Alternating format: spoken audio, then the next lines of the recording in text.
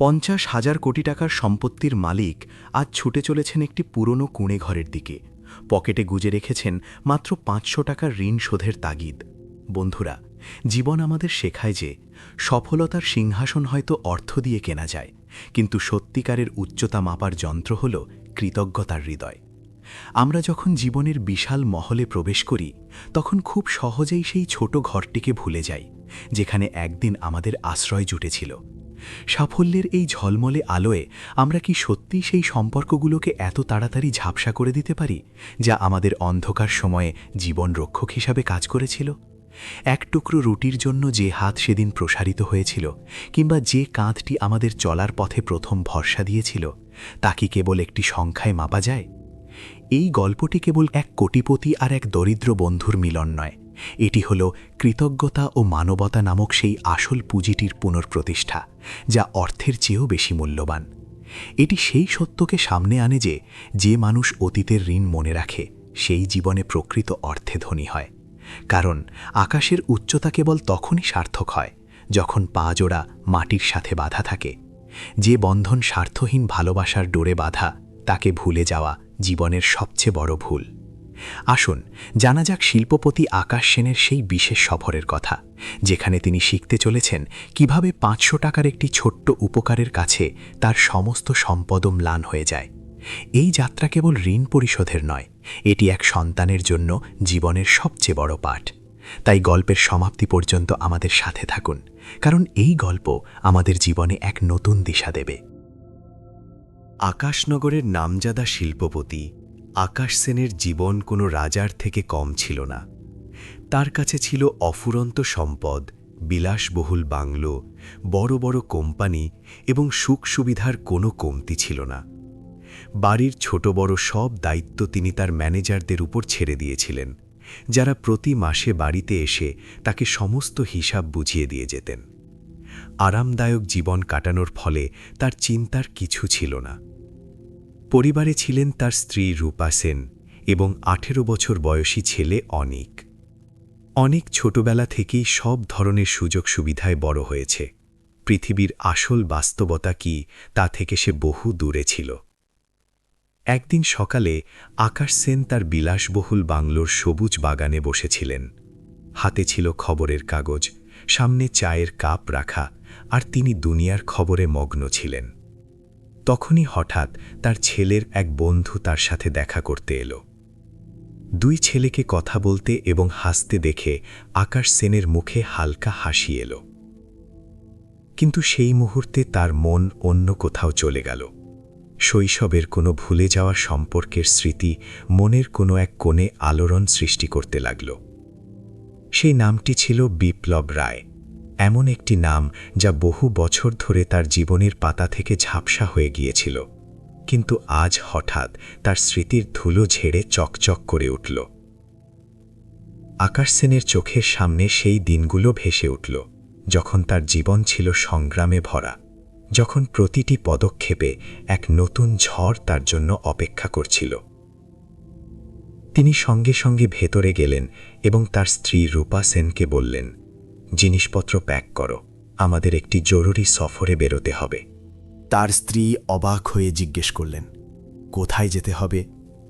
আকাশ সেন গভীর শ্বাস নিয়ে বললেন, আমার পুরনো বন্ধু বিপ্লব রায়ের সাথে দেখা করতে। স্ত্রীর মুখে হালকা হাসি এলো। বহু বছর আগে তিনি এই নামটি তার স্বামীর মুখ থেকে শুনেছিলেন। তিনি কোনো প্রশ্ন না করেই তৈরি হতে লাগলেন। তখনই আকাশ সেন বাইরে এলেন এবং তার ছেলে অনেককে বললেন, বাবা, তৈরি হয়ে যাও, তোমাকে একজন খুব বিশেষ ব্যক্তির সাথে দেখা করাতে হবে। অনেক অনিচ্ছার সঙ্গে বলল, বাবা, তোমরা যাও, আমি যেতে চাই না। কিন্তু আকাশ সেন গম্ভীর স্বরে বললেন, না বাবা, তোমাকে যেতেই হবে, এই যাত্রা তোমার জন্য খুব জরুরি। ছেলের বুঝতে পারল না যে বাবা ঠিক কোন বিশেষ ব্যক্তির কথা বলছেন, কিন্তু সে তার অনুরোধ উপেক্ষা করতে পারল না। অবশেষে পরিবার গাড়িতে উঠল এবং সফর শুরু হল। লম্বা পথ পেরিয়ে তারা শামলা গ্রামে পৌঁছালেন। এখানে এসে আকাশ সেন একটি ব্যাংকে গেলেন এবং সেখান থেকে 10-12 লাখ টাকা তুললেন। এটা দেখে অনেক চমকে গেল। সে জিজ্ঞেস করল, বাবা, এত টাকা কেন তুললে? আকাশ সেন হালকা হাসির সাথে বললেন, কারণ আমাকে একটি পুরনো ঋণ শোধ করতে হবে। অনেক এটা শুনে আরও বেশি অবাক হল। সে ভাবতে লাগল তার বাবার তো অফুরন্ত সম্পদ, তাহলে কার ঋণ থাকতে পারে তার উপর। সে বিভ্রান্ত স্বরে জিজ্ঞেস করল, বাবা, তুমি মজা করছো তো? তোমার মতো ধনী ব্যক্তির ওপর কোনো ঋণ থাকতে পারে? আকাশ সেন গভীর দৃষ্টিতে ছেলের দিকে তাকালেন এবং আস্তে করে বললেন, যদি তোমার বিশ্বাস না হয় তবে শোনো, আমি তোমাকে একটি গল্প শোনাব। এটি সেই সময়ের গল্প যখন আমি জীবনের সবচেয়ে বড় শিক্ষাটি শিখেছিলাম। যখন তোমার এই গল্প পুরোপুরি বোঝা হয়ে যাবে, তখন তুমি নিজেই ঠিক করবে যে আমার উপর ঋণ আছে কি নেই। মা রূপা সেন, যিনি এতক্ষণ চুপ ছিলেন, এসব দেখে মৃদু হাসলেন। তিনি জানতেন যে এই সফর কেবল এক বন্ধুর সাথে দেখা করার জন্য নয়, বরং ছেলেকে জীবনের আসল পাঠ শেখানোরও একটি উপায়। গাড়ি এগিয়ে চলল, আর তার সাথে সাথে স্মৃতির এক পাতা খোলার জন্য প্রস্তুত হল। আকাশ সেন গভীর শ্বাস নিলেন এবং তার অতীতের পাতা উল্টে গল্প শুরু করলেন। বাবা, একটা সময় ছিল 25 বছর আগেকার। সেটা ছিল সেই সময় যখন আমাদের পৃথিবী খুব ছোট ছিল। স্বপ্ন ছিল বড়, কিন্তু পকেট ছিল খালি। সেই সময় আমরা শামলা গ্রামের এক ছোট গ্রামে থাকতাম। আমার জীবনে একজন মানুষ ছিল, যার নাম ছিল বিপ্লব রায়। বিপ্লব কেবল আমার বন্ধু ছিল না, সে ছিল বড় ভাই। আমার দুনিয়ায় যদি কেউ সবচেয়ে বেশি আমার খেয়াল রাখত, তবে সে ছিল বিপ্লব। মা বাবা ছোটবেলায় মারা গিয়েছিলেন, আর আমি অনাথ হয়ে গিয়েছিলাম। সমাজের ভরসায় বড় হয়েছি, কিন্তু আসল অর্থে আমাকে একটি পরিবারের অনুভূতি বিপ্লব এবং তার স্ত্রী ছায়া রানীই দিয়েছিলেন।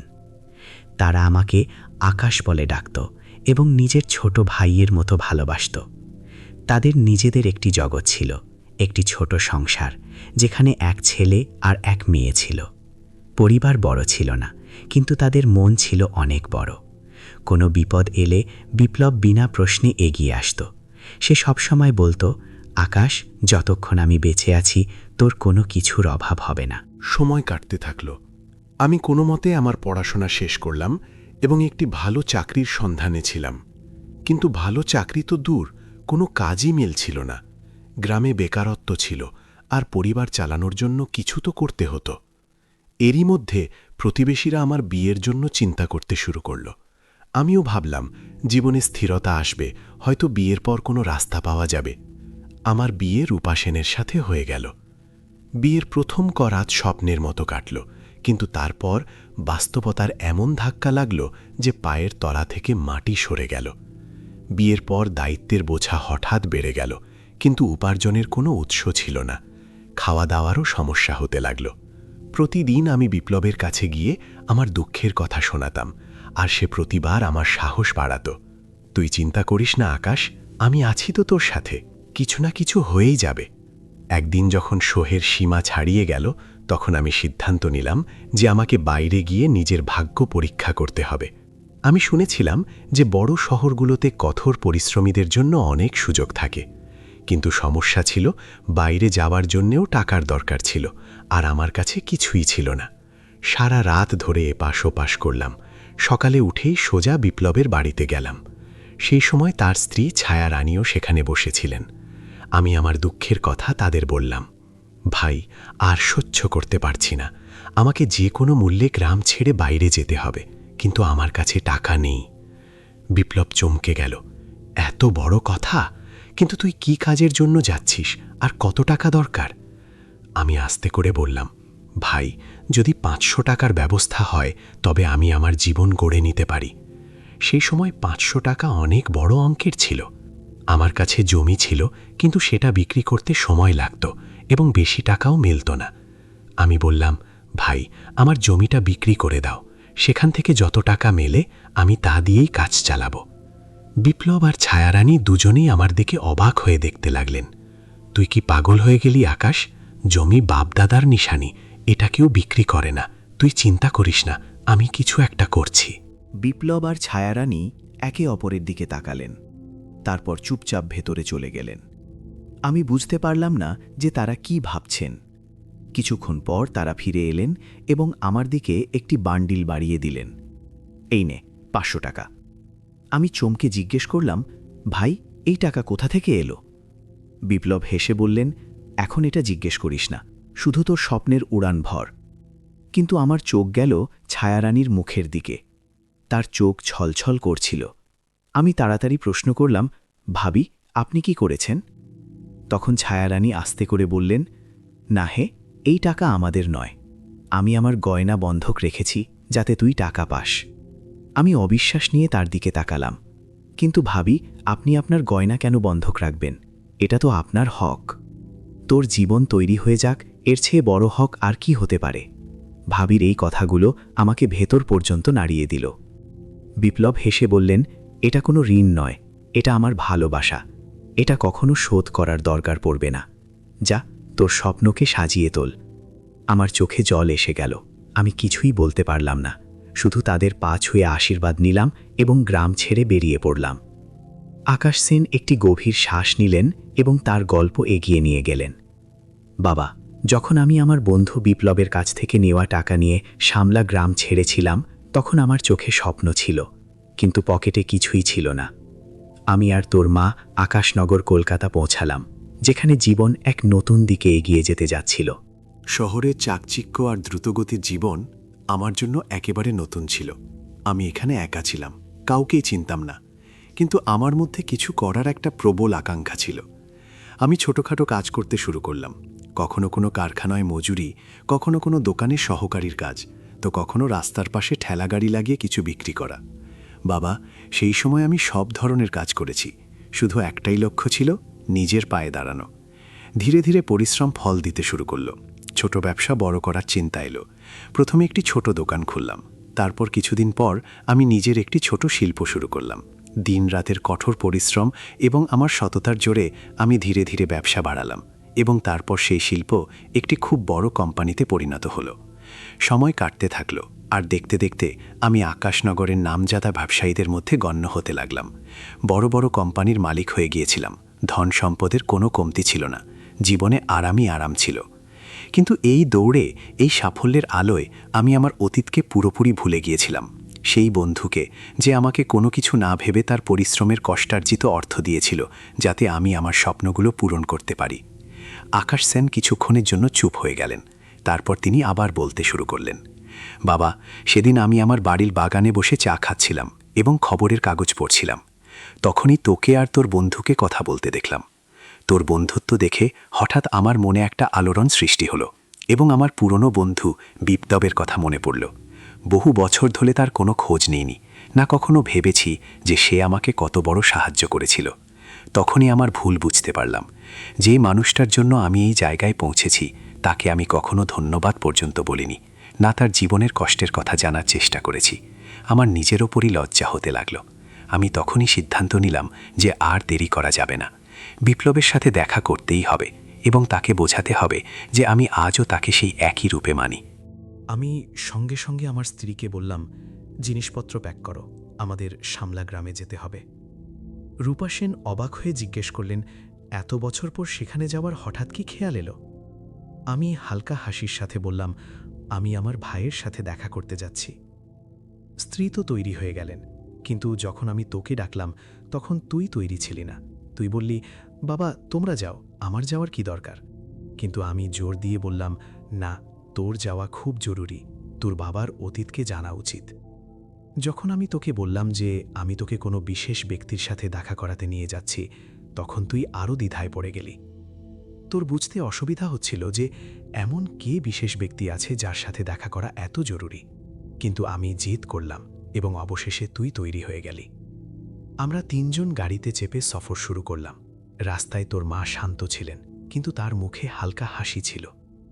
তিনি জানতেন যে আমি তোকে জীবনের সবচেয়ে বড় শিক্ষা শেখাতে নিয়ে যাচ্ছি। আকাশনগর থেকে শামলা গ্রামের সফর লম্বা, কিন্তু আমার মনে একটা অদ্ভুত অস্থিরতা। সারা রাস্তা আমি অতীতে ডুবেছিলাম। ভাবছিলাম, বিপ্লব কেমন আছে? সে কি এখনও সেভাবেই হাসে? সে কি আমাকে মনে রেখেছে? আমি ব্যাংক থেকে যে 10-12 লাখ টাকা তুলেছি, আর তুই জিজ্ঞেস করছিস এত টাকা কেন তুললাম?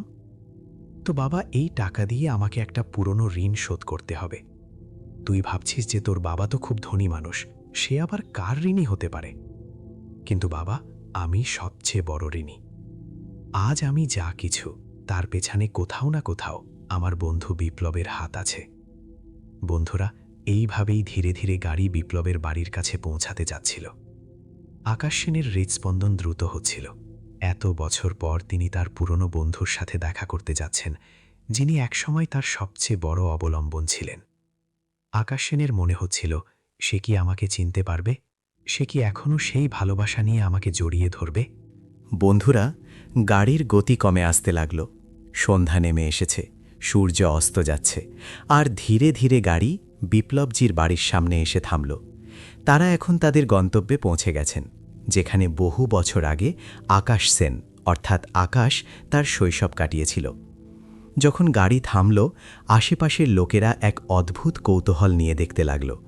এত দামি গাড়ি, স্যুট বুট পরা ব্যক্তি এবং সাথে তার পরিবার, এসব গ্রামের জন্য অপ্রত্যাশিত ছিল। আকাশ সেন যখন বাড়ির দিকে নজর দিলেন, তখন তার হৃদয়ে এক অদ্ভুত ব্যথা অনুভূত হল। বিপ্লব রায়ের বাড়িটি সেখানেই ছিল, কিন্তু এখন জরাজীর্ণ অবস্থায়। পুরনো আর ভাঙাচোরা দেওয়াল, ছাদ থেকে খসে পড়া পলেস্তারা, উঠোনে ছড়ানো ধুলো, সবকিছুই বলছিল যে এই বাড়িতে বহু বছর ধরে কোনো মেরামত হয়নি। এক মুহূর্তের জন্য তার মন ভারী হয়ে গেল। ভাই কি এখনও সেই দারিদ্র্যের মধ্যেই জীবন কাটাচ্ছেন? এই চিন্তা আসতেই তার মধ্যে গভীর দুঃখ নেমে এলো। গ্রামের পরিবেশ খোলামেলা ছিল, তাই দরজা প্রায়শই খোলা থাকত। আকাশ সেন তার পরিবারের সাথে কোনো বাধা ছাড়াই বাড়ির ভেতরে চলে গেলেন। ভেতরে ঢুকেই তিনি দেখলেন যে বিপ্লব রায় এবং তার স্ত্রী ছায়া রানী একটি পুরনো কাঠের খাটে বসে নিজেদের মধ্যে কথা বলছেন। বয়স বেড়ে যাওয়ায় তাদের চেহারায় বলিরেখা পড়েছে, কিন্তু দুজনের মুখেই সেই আপনজনতা আর সরলতা ঝলকাচ্ছে। হঠাৎ যখন বিপ্লব স্যুট বুটে দাঁড়িয়ে থাকা এই অপরিচিত ব্যক্তিকে দেখলেন, তখন তিনি চমকে গেলেন। হ্যাঁ ভাই, কে তুমি? আর এভাবে আমাদের ঘরের ভেতরে কেন চলে এলে? বিপ্লব সরল ভাষায় জিজ্ঞেস করলেন। তার কণ্ঠে দ্বিধা এবং বিস্ময় দুটোই ছিল। এত ধনী আর সম্ভ্রান্ত ব্যক্তির তাদের মতো সাধারণ মানুষের বাড়িতে কি কাজ? আকাশ সেন আলতো করে হাসলেন। তার স্ত্রী রূপা সেনও চুপচাপ দাঁড়িয়ে রইলেন, যেন তারা এই মুহূর্তটির অপেক্ষায় ছিলেন। আকাশ সেন বললেন, সাহেব, আমরা এখানে একজন খুব বিশেষ ব্যক্তির সাথে দেখা করতে এসেছি। এটা শুনে বিপ্লব আরও অবাক হলেন। তিনি চারপাশে তাকালেন এবং বললেন, আরে ভাই, আমাদের বাড়িতে কোন বিশেষ মানুষ আছে?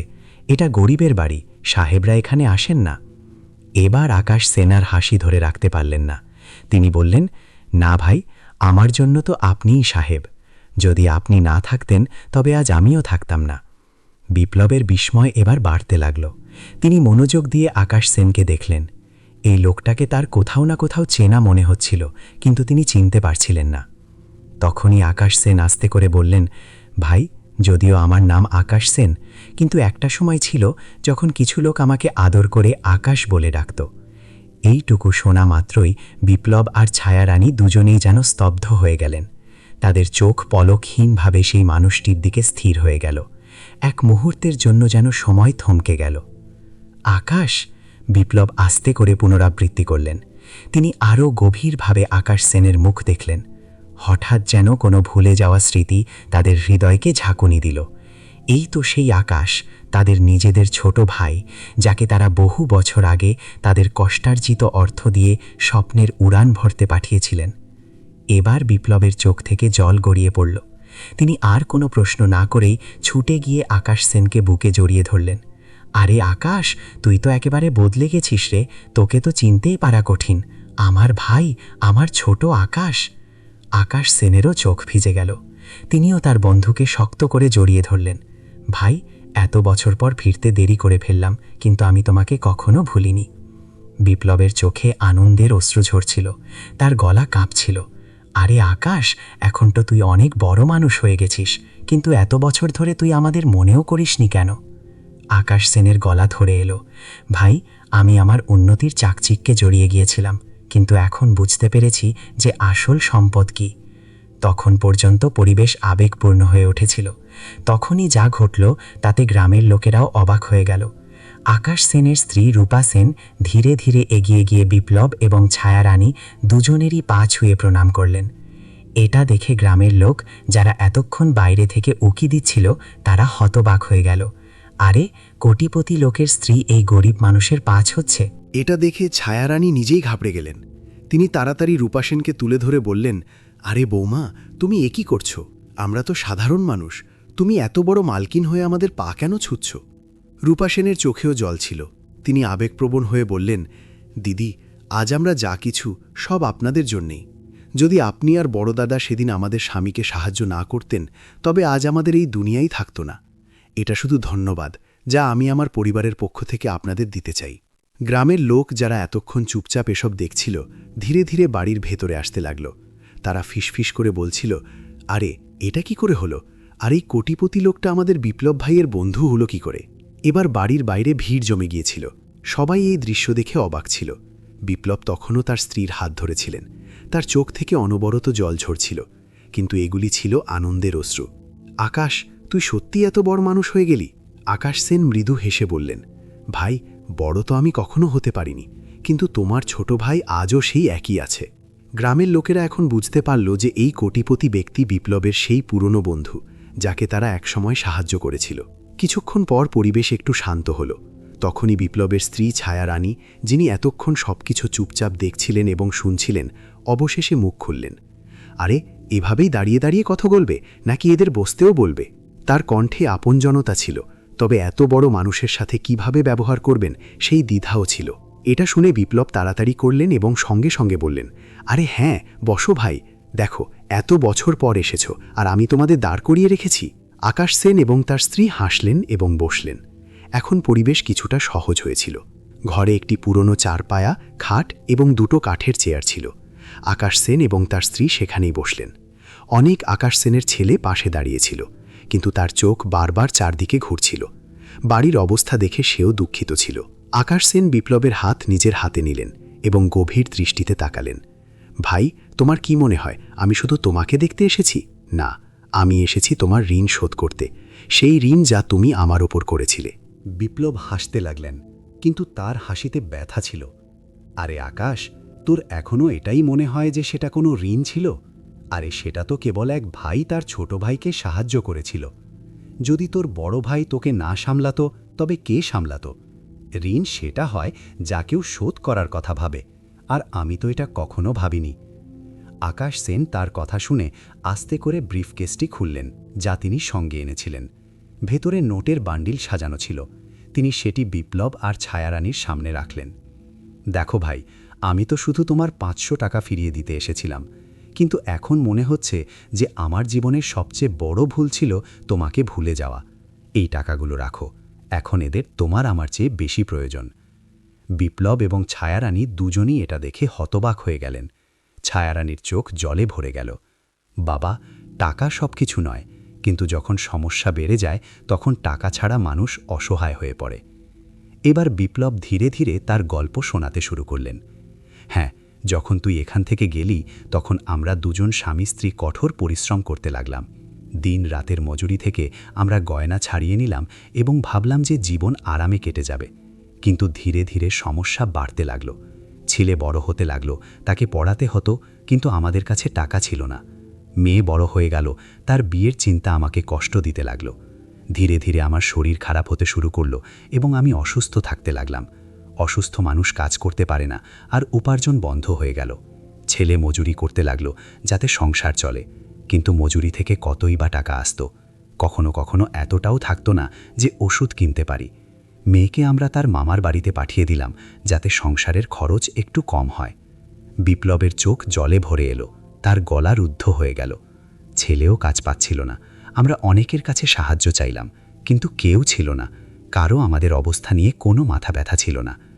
এবার ছায়ারানীও তার চোখের জল ধরে রাখতে পারলেন না। তিনি বললেন, বাবা, আমাদের অসহায়তা আমাদের গ্রাস করতে শুরু করেছিল।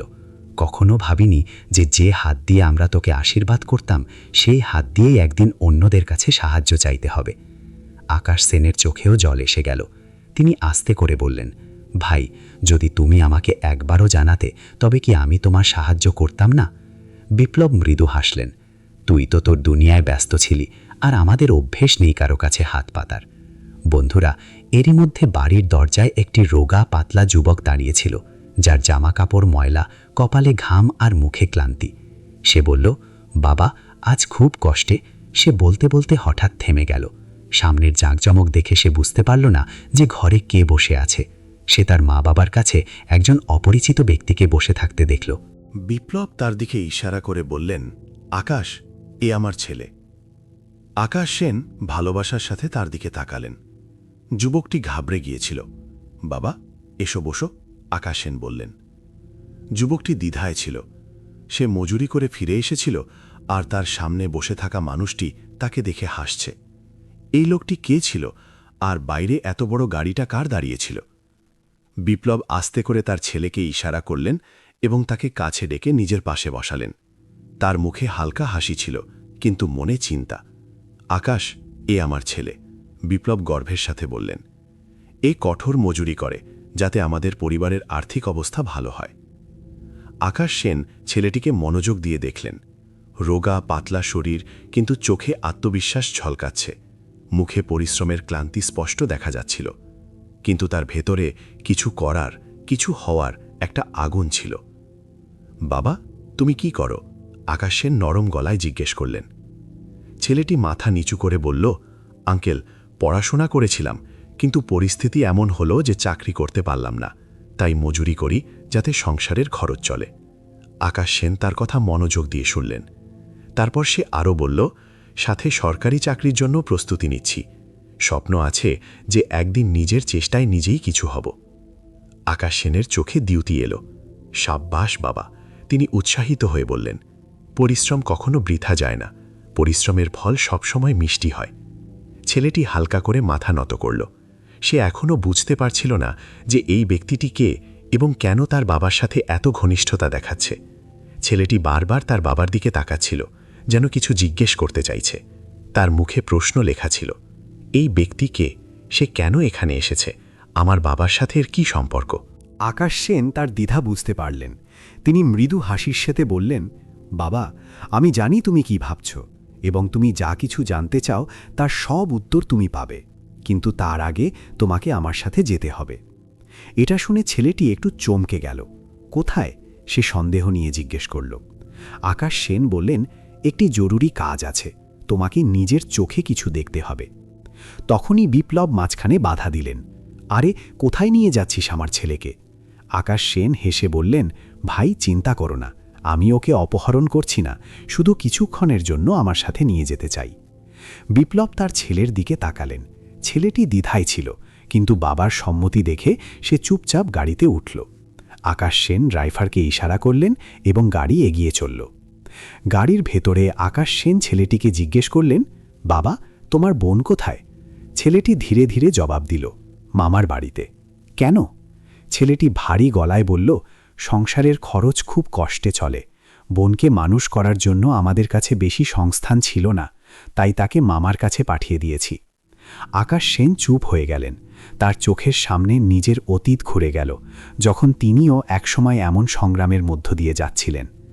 আজ আমি সব ঠিক করে দেব, তিনি মনে মনে ভাবলেন। গাড়ি কিছুক্ষণ পরেই বিপ্লবের শ্বশুর বাড়িতে পৌঁছে গেল। একটি সাধারণ বাড়ি। বাইরে বাচ্চারা খেলছিল এবং দরজায় বসে থাকা এক মধ্যবয়সী মহিলা তাদের ভেতরে যেতে দেখছিলেন। আকাশ সেন এবং বিপ্লবের ছেলে ভেতরে গেলেন। ভেতরে গিয়ে তারা দেখলেন যে এক যুবতী এক কোণে বসে সেলাই করছে, মুখে বিষণ্ণতা আর অসহায়তার ভাব। যেই সে তার ভাইকে দেখল, অমনি দাঁড়িয়ে গেল। ভাই, তুমি এখানে? ভাই বোন একে অপরের দিকে তাকালো, কিন্তু দুজনের কাছে বলার মতো বেশি শব্দ ছিল না। আকাশ সেন বোনের দিকে তাকালেন এবং বললেন, বাবা, এখন তোমার এখানে থাকার দরকার নেই, চলো বাড়ি ফেরা যাক। মেয়েটি অবাক হয়ে তার ভাইয়ের দিকে তাকালো, তারপর মামার দিকে। মামা বললেন, বাবা, যদি তোমার ভাই তোমাকে নিতে এসেছে তবে যাও, কিন্তু এই লোকটাকে? ছেলেটি এখনও বুঝতে পারছিল না যে আকাশ সেন কে। আঙ্কেলজি, আপনি কে? সে অবশেষে জিজ্ঞেস করল। আকাশ সেন হেসে বললেন, বাবা, আমি তোমার বাবার সেই বন্ধু যাকে তিনি বহু বছর আগে সাহায্য করেছিলেন। আমি তোমার বাবার ঋণ শোধ করতে এসেছি। ছেলে আর মেয়ে দুজনেই হতভম্ব হয়ে গেল। আকাশ সেন এগিয়ে বললেন, এখন থেকে তোমাকে না তো মজুরি করার দরকার, না তোমার বোনকে কারো বাড়িতে ছেড়ে আসার। এখন তোমরা আমার সাথে আকাশনগর চলবে। তোমার ভাই এখন আর মজুর থাকবে না, বরং আমার কোম্পানিতে একটি উঁচু পদে কাজ করবে, এবং তোমার বোনের বিয়ে আমি নিজে দেব। কিছুক্ষণ পর গাড়ি আবার গ্রামের দিকে ফিরছিল, কিন্তু এবার তাতে শুধু আকাশ সেন আর তার পরিবার ছিল না, বিপ্লবের ছেলে আর মেয়েও তাতে ছিল। গ্রামে পৌঁছে আকাশ সেন বললেন, বন্ধু, এবার অনেক হয়েছে, এখন তোমাকে এই অবস্থায় জীবন কাটাতে হবে না। আমি তোমাকে এবং তোমার পরিবারকে আমার সাথে আকাশনগর নিয়ে যাব।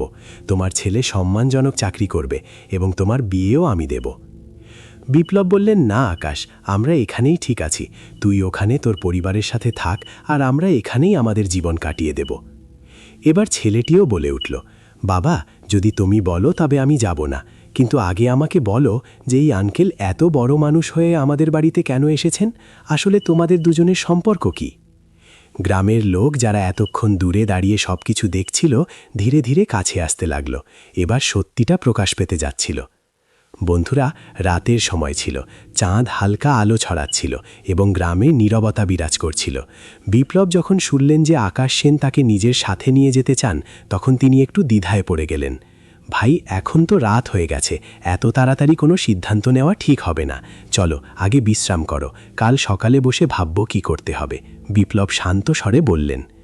আকাশ সেন হাসলেন। তিনি জানতেন যে পুরনো সম্পর্ক এত তাড়াতাড়ি বদলানো যায় না। তিনি তার পরিবারের সাথে সেখানেই থাকার সিদ্ধান্ত নিলেন। গ্রামে পুরনো বন্ধুর সাথে দেখা করা, শৈশবের স্মৃতিতে ডুবে যাওয়া, এসব খুব বিশেষ ছিল। রাতের খাবারের পর খাটে বসে দুই বন্ধু তাদের পুরনো দিনগুলোর কথা মনে করলেন। মনে আছে ভাই, কিভাবে আমরা ছোটবেলায় আমের গাছে চড়ে আম পাড়তাম? বিপ্লব হেসে উঠলেন। হ্যাঁ, আর তারপর ধরা পড়ার পর তোর সরল মুখ দেখে গ্রামের লোকেরা আমাদের ক্ষমা করে দিত। ছায়া রানীও হাসলেন। আরে আকাশ, তুমি জানো, যখন তুমি এখান থেকে গিয়েছিলে তখন ও অনেক দিন ধরে তোমার স্মৃতিতে উদাস থাকত। আকাশ সেনের চোখ ভিজে গেল। তিনি আস্তে করে বিপ্লবের হাত ধরলেন। ভাই, আর কষ্ট সহ্য করতে হবে না, এখন আমি এসেছি, আর তোমাদেরও আমার সাথে নিয়ে যাব। সারা রাত ধরে কথা চলল। বন্ধুত্বের উষ্ণতা আরও একবার সতেজ হয়ে উঠেছিল। অন্তত সিদ্ধান্ত হল যে পরের দিন সকালে তারা সবাই আকাশনগর যাবেন। সকাল হতেই গ্রামে হইচই পড়ে গেল। সবাই এটা দেখার জন্য জড়ো হল যে বিপ্লব আর তার পরিবার এত বড় গাড়িতে চড়ে শহরে যাচ্ছে। কিছু লোক মনে মনে ঈর্ষা করছিল, আবার কিছু লোক খুশি ছিল যে গ্রামের কোনো ছেলে এখন সুখের জীবন যাপন করতে যাচ্ছে। যখন গাড়ি চলতে শুরু করল, তখন বিপ্লবের চোখে জল এসে গেল। এই গ্রাম, এই মাটি, এত বছর ধরে এটাই আমার অবলম্বন ছিল, কিন্তু এখন সময় এসেছে এগিয়ে যাওয়ার। গ্রামের সবাই হাত জোর করে বিদায় জানালো। যেই গাড়ি আকাশনগরে পৌঁছাল, বিপ্লব আর ছায়ারানীর চোখ কপালে উঠল। উঁচু উঁচু বিল্ডিং, চওড়া রাস্তা, ঝলমলে আলো, এসব তাদের জন্য এক নতুন দুনিয়ার মতো ছিল। আকাশ সেন তাদের নিজের বড় বাংলোতে নিয়ে গেলেন। এখন এই বাড়ি তোমাদের, তিনি ভালোবাসার সাথে বললেন। আকাশ সেন বিপ্লবের ছেলেকে তার কোম্পানিতে একটি বড় পদ দিলেন। এখন সে আর মজুরি করা লোক ছিল না, বরং একটি সম্মানজনক চাকরি করত। কিছুদিন পর বিপ্লবের মেয়ের বিয়েও একটি ভালো পরিবারে হয়ে গেল। সে সুখে জীবন কাটাতে লাগল। বিপ্লব এবং ছায়ারানী কখনো আকাশ সেনের সাথে থাকতেন, কখনো নিজেদের ছেলের বাড়িতে। ধীরে ধীরে গ্রাম থেকেও লোক আকাশনগরে আসতে লাগল, কেউ রোজগার চাইতে, কেউ পুরনো বন্ধুত্ব বজায় রাখতে। আকাশ সেন গ্রামের কিছু যুবককেও তার অফিসে চাকরি দিলেন। 2020 সালে বিপ্লব এই দুনিয়া ছেড়ে চলে গেলেন। তার ছেলে তার পরিবারের সাথে আকাশনগরেই থাকত। আকাশ সেনের ছেলে এবং বিপ্লবের ছেলে এখন ভাইয়ের মতো একে অপরের খেয়াল রাখত। এই গল্প থেকে আমাদের এই শিক্ষা নিতে পারি যে সত্যিকারের বন্ধুত্ব শুধু নামেই সীমাবদ্ধ থাকে না, বরং যখন খারাপ সময়ে কোনো বন্ধু পাশে দাঁড়ায়, তখনই তার আসল মূল্য বোঝা যায়। অর্থ, খ্যাতি এবং সাফল্যের চেয়ে বেশি জরুরি হলো মানুষত্ব এবং সম্পর্কের কদর করা। যদি আপনার জীবনেও এমন কোনো বন্ধু থাকে যে আপনার খারাপ সময়ে আপনার পাশে দাঁড়িয়েছে, তবে তাকে কখনো ভুলবেন না, কারণ একজন সত্যিকারের বন্ধুর চেয়ে বড় কোনো সম্পদ নেই। মানুষ যতই উঁচু হোক, যতই ধন সম্পদ আর খ্যাতি অর্জন করুক, যদি সে তার শেকড় ভুলে যায়, তবে একদিন তাকে আফসোস করা ছাড়া আর কিছুই করতে হবে না। সাফল্যের অহংকার প্রায়শই মানুষকে এই অনুভূতি দেয় যে সে সব কিছু করতে পারে, কারও মুখাপেক্ষী নয়। কিন্তু সে এটা ভুলে যায় যে মাটি থেকে সে উপরে উঠেছে, যদি সেটাই সরে যায় তবে সে কোথাও থাকবে না। আজকের দিনে মানুষ অর্থের পিছনে এমনভাবে ছোটে যে তারা তাদের সম্পর্ক, পরিবার, বন্ধু এবং এমনকি নিজেদেরও ভুলে যায়। অনেক সময় মানুষ এটা ভাবে যে অর্থই সব কিছু, কিন্তু যখন জীবনের কোনো মোড়ে তারা নিজেদের একা দেখতে পায় তখন বুঝতে পারে যে সম্পর্কের সম্পদই ছিল আসল সম্পত্তি। ধন, দৌলত, খ্যাতি, উঁচু মর্যাদা এসবই কেবল একটি ভ্রম। যখন কেউ এই জিনিসগুলোর নেশায় মত্ত হয়ে নিজের আপনজনদের ভুলে যায় তখন একদিন এই নেশা কেটে যায় এবং তখন তার মনে হয় যে যে সম্পদকে সে সবচেয়ে বড় মনে করছিল তা একাকিত্বের কারণ হয়ে দাঁড়িয়েছে। যে নিজের মান ভুলে যায় সে ধ্বংস হয়ে যায়। সময় সবার আসে, কিন্তু সময় সবসময় একরকম থাকে না। যে লোক নিজের অতীত ভুলে অহংকারে ডুবে যায় তারা প্রায়শই জীবনের কোনো মোড়ে আফসোস করে। সময় পাল্টাতে দেরি লাগে না। যারা আজ উঁচুতে আছে তারা কাল পড়েও যেতে পারে। তাই যারা সাফল্যের নেশায় আপনজনদের ভুলে যায় তারা প্রায়শই একদিন নিজেদের নিঃসঙ্গ দেখতে পায়। অনেক লোক অর্থের জন্য তাদের মা বাবাকেও ভুলে যায়, যারা কখনো তাদের ছোটবেলায় রাত জেগে সামলাতেন। কিছু লোক তাদের ছোটবেলার বন্ধুদের সাথে সম্পর্ক ছিন্ন করে, যারা কখনো ক্ষুধা লাগলে নিজে অর্ধেক রুটিও ভাগ করে নিত। এটা কি সত্যিই সাফল্য? এমন সম্পদের কি কোনো মানে আছে যা আমাদের আপনজনদের থেকে দূরে সরিয়ে দেয়? সবচেয়ে উঁচু তারাই হয় যারা নমনীয় হতে জানে। গাছ যত ফলদার হয় ততটাই ঝুঁকে থাকে। বুদ্ধিমান লোক উচ্চতায় পৌঁছানোর পরেও সব সময় তাদের শেকড়ের সাথে যুক্ত থাকে। তারা তাদের মা বাবা, বন্ধু, আত্মীয় স্বজন এবং সমাজকে সাথে নিয়ে চলে। যদি সময় তোমাকে উচ্চতায় নিয়ে যায় তবে সেই কাঁধগুলোকে ভুলো না যার উপর চড়ে তুমি উঠতে শিখেছিলে। নিজের সম্পদে নয়, নিজের সম্পর্কে গর্ব করো, কারণ যখন সবকিছু চলে যাবে তখন এই সম্পর্কগুলোই তোমার পাশে দাঁড়িয়ে থাকবে। মনে রেখো, আকাশের উচ্চতা স্পর্শ করার পরেও যদি তুমি মাটিতে মাথা নোয়াতে পারো তবেই তুমি আসল মানুষ। বন্ধুরা, এই গল্প থেকে আপনারা কি কি জিনিস শিখলেন কমেন্ট করে অবশ্যই জানাবেন। আর হ্যাঁ, আমাদের চ্যানেলটি সাবস্ক্রাইব করতে ভুলবেন না, কারণ প্রতিদিনই এখানে পাবেন নতুন নতুন অনুপ্রেরণামূলক গল্প। ধন্যবাদ।